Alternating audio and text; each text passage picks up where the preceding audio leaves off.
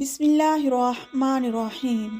حضرت عبداللہ بن عباس رضی اللہ تعالیٰ عنہ سے روایت ہے کہ رسول اللہ صلی اللہ علیہ وآلہ وسلم نے معاذ بن جبل رضی اللہ تعالیٰ عنہ کو یمن کی طرف بھیجا اور رخصت کرتے ہوئے ان سے فرمایا کہ تم ایک صاحب کتاب قوم کے پاس پہنچو گے، جب ان کے پاس پہنچو تو سب سے پہلے ان کو اس کی دعوت دینا، فَادْعُوهُمْ إِلَىٰ شَهَادَةِ أَلَّا إِلَٰهَ إِلَّا اللَّهُ وَأَنَّ مُحَمَّدٌ رَسُولُ اللَّهِ۔ جب تم ان کے پاس پہنچو تو سب سے پہلے ان کو اس کی دعوت دینا کہ وہ اس حقیقت کو مانیں اور اس کی شہادت ادا کریں کہ اللہ کے سوا کوئی عبادت اور بندگی کے لائق نہیں اور محمد صلی اللہ علیہ وآلہ وسلم اللہ کے رسول ہیں۔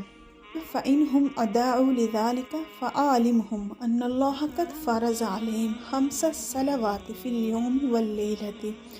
اگر وہ تمہاری یہ بات مان لیں تو پھر ان کو بتلانا کہ اللہ نے تم پر دن رات میں 5 نمازیں فرض کی ہیں۔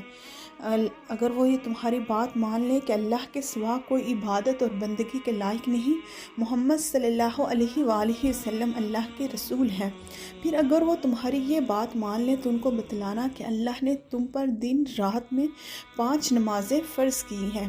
فَإِنْهُمْ أَطَاعُوا لِذَلِكَ فَعَلِمْهُمْ أَنَّ اللَّهَ قَدْ فَرَضَ عَلَيْهِمْ صَدَقَةً فِي أَمْوَالِهِمْ۔ پھر اگر وہ یہ بات بھی مان لیں کہ اللہ نے ان پر دن اور رات میں 5 نمازیں فرض کی ہیں، تو پھر اگر وہ اس بات کو مان لیں تو ان کو بتلانا نے اللہ نے تم پر صدقہ زکوٰۃ فرض کی ہے، تُؤْخَذُ مِنْ أَغْنِيَائِهِمْ وَتُرَدُّ عَلَىٰ فُقَرَائِهِمْ، جو ان کے مالداروں سے وصول کی جائے گی اور انہی میں کے فقراء اور غرباء کو دی جائے گی۔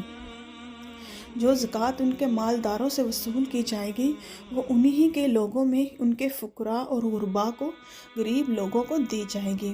فَإِنْهُمْ أَطَاعُوا لِذَلِكَ، پھر اگر وہ اس بات کو بھی مان لیں، فَإِيَّاكَ وَكَرَائِمَ أَمْوَالِهِمْ، اور اگر وہ اس بات کو بھی مان لیں تو زکوٰۃ کے اس وصولی کے سلسلے میں چھانٹ کے ان کے اچھے اور نفیس مال لینے سے پرہیز کرنا، بلکہ اوس کے حساب سے وصول کرنا اور اس کے بارے میں کسی پر ظلم و زیادتی نہ کرنا۔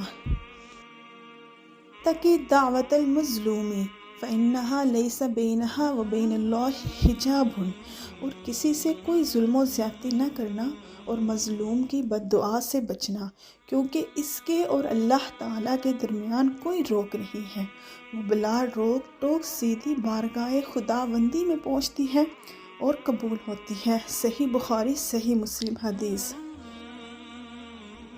میں زکوٰۃ کی اہمیت اور اس کا مقام۔ شہادت و توحید اور اقامت و رسالت کے بعد زکوٰۃ اسلام کا تیسرا رکن ہے۔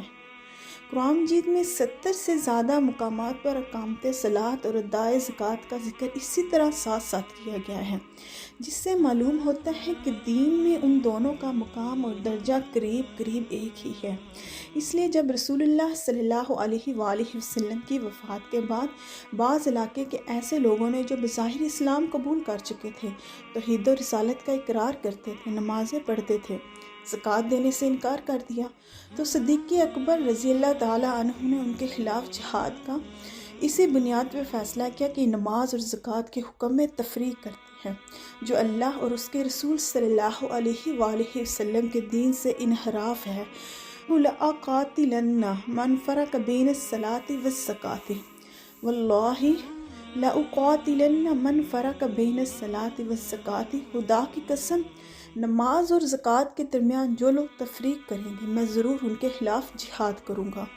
پھر تمام صحابہ اکرام رضی اللہ تعالیٰ اس نقطۂ نظر کو قبول کر لیا اور اس پر سب کا اجماع ہو گیا۔